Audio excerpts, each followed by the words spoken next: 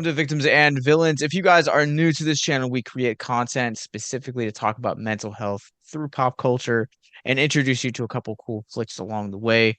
We are in gear right now for our Fantasia Fest 2023 coverage, and I am so honored to be joined by filmmaker. She is a director and co-writer of the short White Noise, which is making its world premiere this year at Fantasia Fest. Please help me in welcoming Tamara Scherbak.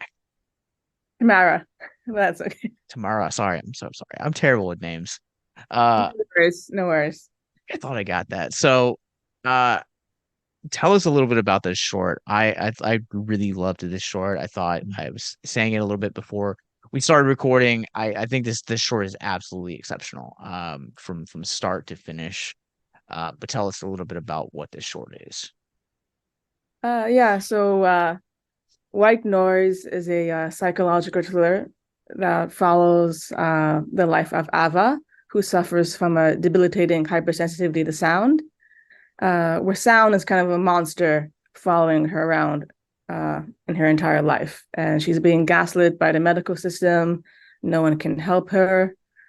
And she kind of takes things into her own hands by going to this experimental trial in an anechoic chamber, which is the world's quietest room.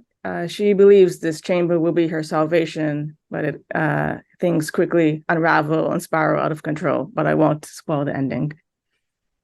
The ending got me to the point where I was really kind of uncomfortable watching the ending, especially running this channel and our nonprofit.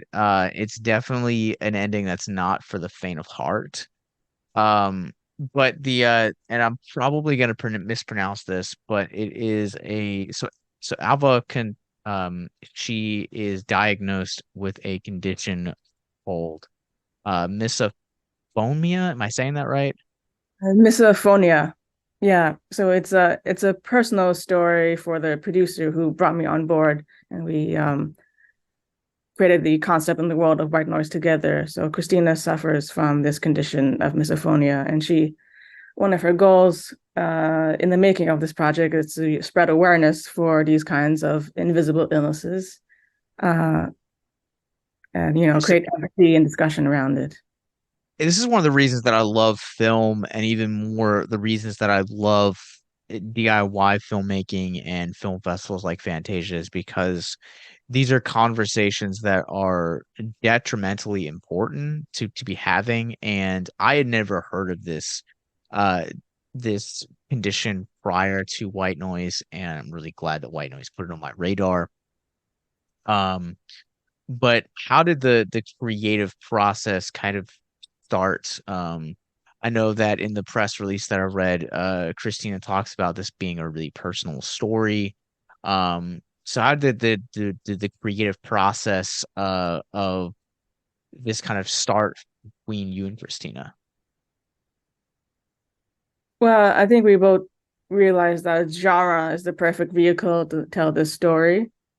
Um, and kind of the show the agony that the someone that suffers from these invisible illnesses faces, especially invisible pain of women, was a topic that resonated with both of us, and that's what we wanted to explore together. Actually, when I started working on the project, I first wrote the feature, so we have a feature in development based on the short.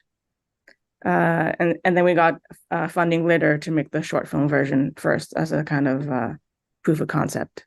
So it's kind of there's a whole white noise universe growing. That's awesome to hear. That's always one of the things that I'm always really curious about short films. I feel like there are some short films that you come across that the story feels very self-contained. It works for the amount of time, whether that's ranging from 10 minutes to 40 minutes. The story just feels so self-contained. But with something like this, it definitely feels like you're able to tell this story on a much broader scale. And this story feels really intimate to where the story essentially takes place in at like two or three locations. And the what was the process like for I mean, do rooms like this actually like exist We that shot we get to see? we shot in a real anechoic chamber actually at the Université de Montréal, on location in Montreal, which is a university in Montreal that has a real anechoic chamber. Um, yeah, that was one of the inspirations is that these chambers actually do exist. They're usually done for different kinds of testing of equipment and stuff like this. But in some cases, it is being used in more therapeutic ways to help people with anxiety and different issues. And so we kind of cranked that up to 10 for the purpose of this telling the story. Now, for the viewers at watching this right now that haven't had a chance to see this short yet, can you kind of explain what you're talking about in terms of what these chambers are?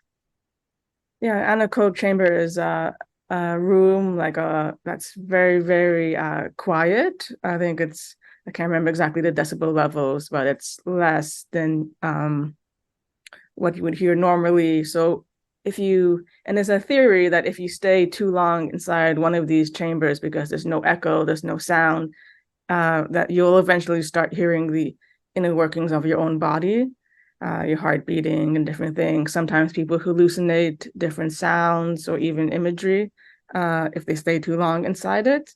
And so, yeah, so when we read about these stories, it just seemed like a perfect fit for telling this story for this character about her hypersensitivity to the sound and what would happen to her if she starts hearing her insides and how it connects with her emotional and psychological states. Now, I am, like I said, I am new to Misophonia. This was kind of like my introduction to a lot of this, which I think Christina's desire to bring this to light, I think is really well done in this short film.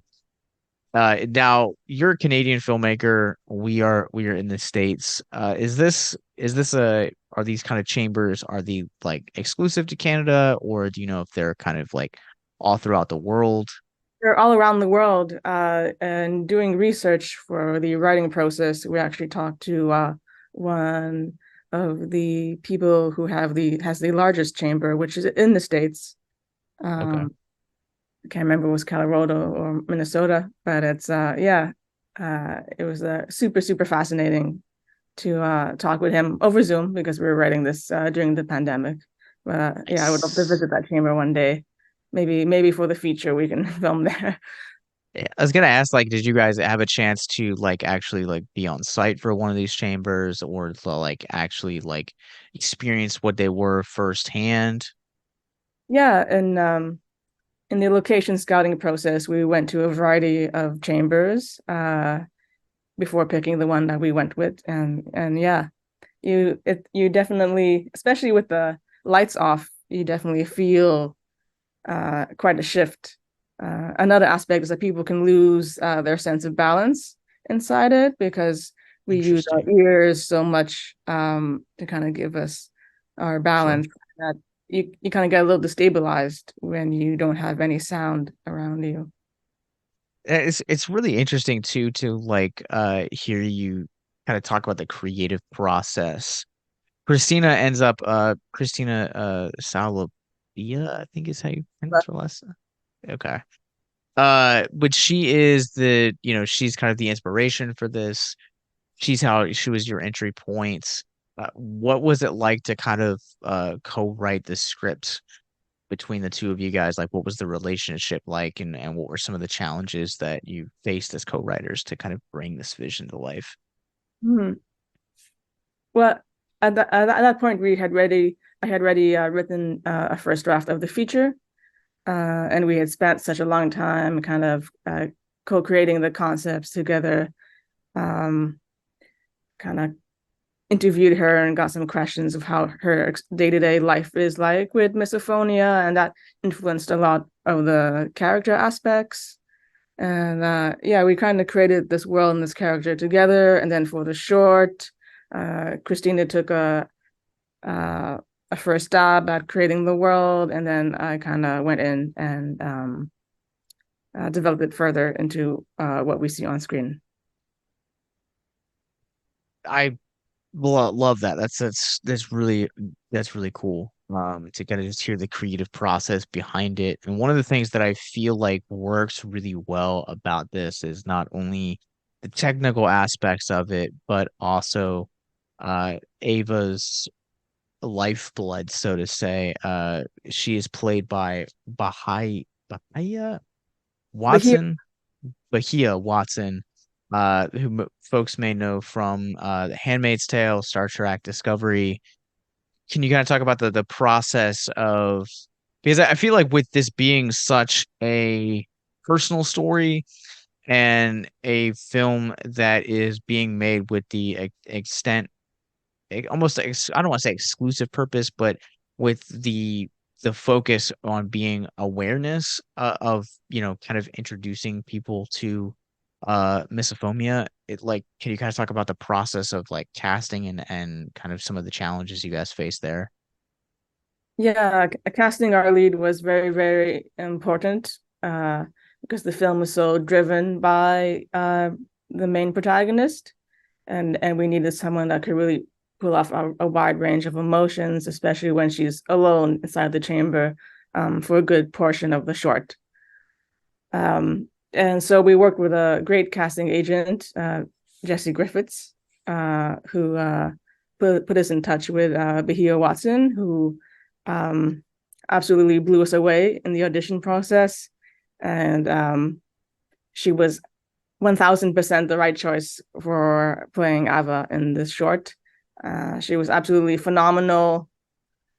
She deeply understood the character. She just entirely embodied Ava. And yeah, it was a complete pleasure to work with her. What I think is really interesting and really captivating, specific about Watson's performance and bringing this character to life, is also the fact that, she doesn't really have a whole lot of lines, so it's a lot of body language to convey this torture. And what, as the director of this film, like, what were some of what were you trying to convey in order to kind of bring the pain of the script into the pain of the character? Um, yeah, great question. Well, I think we did have a rehearsal day before starting shooting where Bahia was able to experience the chamber on her own as well, which I think helped inform a lot of the performance inside it. And I think, we did a read through with the script with all the actors, and everyone can give their inputs and discuss the scenes more in depth and get to the emotional core of the character. And yeah, because there's not that much dialogue, it was very important for her emotions to come out in the performance. And yeah, I think she did a brilliant job in doing that. Yeah, I was just so captivated. Like I said, I was really captivated by her performance. And I think specifically in terms of the way that this uh, short film is paced, it never feels like it drags. It never feels like it ever like it has like elongated parts. Like, it's very it moves very fast, but there's enough time to breathe as well. Yeah, the whole creative team, cast and crew did such a wonderful job from A to Z. Um, yeah, it was such a brilliant team to work with. We worked with Sylvain Belmer for the sound design and Hanselot for the sound mix. And I think that's important to single out how much sound is a character in itself. It's the main antagonist. And that was really important to create a very strong um, audio atmosphere in particular. Yeah, I can definitely feel that throughout the course of this, especially in the last act of this. But I don't want to jump into spoilers, but Sound is definitely a very predominant character within that. So shooting in one of these chambers, was that like a elongated process? Like, can you guys talk about like shooting in such a confined space and like kind of like your own like mental health process of like shooting in such a low volume state? Yeah, it was definitely hard on our wonderful DOP Roland Cody LaRock because he was inside that chamber for an entire day. And definitely probably needed a mental health day the next day. Um, Jeez. yeah, so we did a 3-day shoot, and the last day was the chamber day. So that was one intense day inside the chamber. And because of the size of the chamber, we were a very small crew inside the chamber. So it was mostly the DOP and maybe a couple other people and the actor Bahia Watson, while everyone was also kind of outside in Video Village and so on. Yeah, I would imagine such a confined space. One of my last questions I want to talk about is one of my takeaways from this film is just this film feels almost kind of like, just to kind of put it in perspective, what viewers can expect from this short is it feels like a reverse Sound of Metal. Um, just in short form for version right now. Hopefully one day, we'll see the feature length at possibly, 2025's Fantasia Fest. Hope so. Um, but the one thing that I think that I walked away with is like how much I take sound for granted. And the realization came at the scene where the scientist that runs the chamber, like when he goes back and he's like warming up his coffee, he throws on the music and he like cranks it loud. And I've spent so much time at like concerts and like sitting up fronts for like movies and like like experiencing so much like intense sound to where uh you know like I said, like I mentioned, I didn't know misophonia was a thing. And it really, I feel like this film really helped me to convey kind of like how much I take sound for granted and like how this can be like a hindrance for other people or even people that are deaf. Um, and so I think you guys did a really a good job at kind of conveying and communicating that. Oh, thank you so much. Yeah, it's definitely an important theme of the film to explore, the invisible pain and suffering that we maybe don't notice, or you never know what somebody else is going through unless you're in the shoes. And the kind of idea of the short is to put you in the shoes of someone with this hypersensitivity. And that's the thing about mental health is that you're never going to be able to see physically the depression that someone goes through or misophonia in this case or the anxiety someone else is feeling. And I think this film is a great representation of that. Thank you so much. Well, absolutely. You guys are currently playing right now on Fantasia Fest. I'm really excited for audiences to kind of get to experience this. But where can we find you guys online and where can people follow the ever growing journey of white noise? Thanks. We're on Instagram. I believe it's white noise underscore short film. And we also have a Facebook page called White Noise, and I think also a TikTok. Uh, Nice. Otherwise, you can head over to misfitfilms.ca and follow our page through there. And I think you can sign up for a newsletter to follow the film and Misfit Films. All right. Well, we will provide all that for you guys in the show notes below. White Noise is the name of the short film. It is making its debut at Fantasia Fest. World premiere July 23rd at 8 p.m. And Uh, screening on oh, August 7th, playing ahead of the feature Romy. nice.